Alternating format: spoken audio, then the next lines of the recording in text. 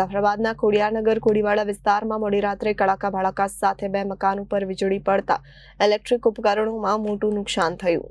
અમરેલીના જાફરાબાદ શહેર સહિત ગ્રામ્ય વિસ્તારોમાં ગઈકાલે બપોર બાદ વરસાદી વાતાવરણ જોવા મળ્યું છે. મોડી રાત્રે જાફરાબાદના કોળીવાડ વિસ્તારમાં આવેલ ખોડિયારનગરમાં તેમજ અન્ય એક મકાન ઉપર વીજળી પડતા ઇલેક્ટ્રિક ઉપકરણો બળીને ખાખ થયા છે. વીજળી પડવાનો અવાજ આવતા ઘરના તમામ સભ્યો દોડીને બહાર નીકળી ગયા. વીજળી પડવાનો અવાજ કેટલો હતો કે આસપાસના વિસ્તારના લોકો પણ ઘરની બહાર દોડી ગયા. મારું નામ અજયભાઈ સોલંકી. મારા ઘરે વીજળી રાતના પડતા તો લાઇટ ઇલેક્ટ્રિકમાં નુકસાન થયેલું. મોડી રાતના અમે સૂતા હતા ને અચાનક વીજળી પડતા અમે ઘરની બહાર નીકળેલા ને બેસી ગયા હતા. લાઇટ વહી ગઈ હતી ને હવે બધી તૈયારી કરીએ છીએ, બધું લાઇટ ફિટિંગને ચેકઅપ કરીએ છીએ બધું ને ઘણું નુકસાન થયેલું છે લાઇટ જતા.